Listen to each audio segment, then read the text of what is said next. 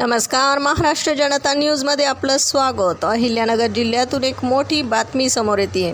स्थानिक गुन्हे शाखेने MIDC हद्दीतील गजराजनगर येथे छापा टाकून बनावट सुगंधित तंबाखू तयार करण्याचा कारखाना उद्ध्वस्त केला आहे। या कारवाईत पोलिसांनी सुमारे 14 लाख रुपयांचा मुद्देमाल हस्तगत करून तिघांना बेड्या ठोकल्यात। अहिल्यानगरचे पोलीस अधीक्षक सोमनाथ घारगे यांनी जिल्ह्यातील अवैध धंद्यांचे समूळ उच्चाटन करण्याचे आदेश दिले होते।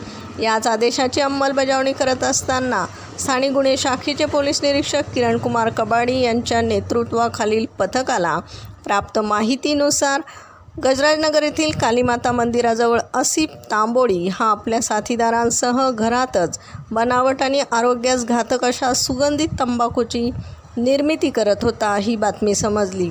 त्यानुसार पोलिसांनी तात्काळ छापा टाकला। या छाप्यामध्ये आसिफ तांबोळी, जफर चांद शेख आणि दाऊद शेख यांना रंगेहात पकडले।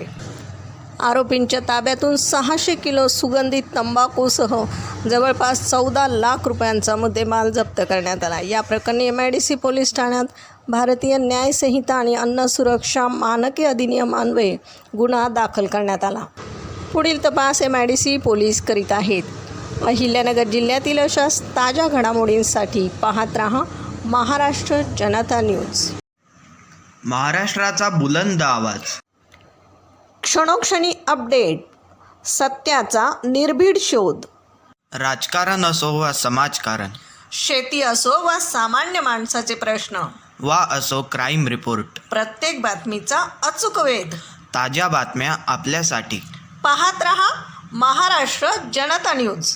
महाराष्ट्र जनता न्यूज नंबर 1 चॅनल। आजच लाईक, शेअर आणि सबस्क्राईब करा।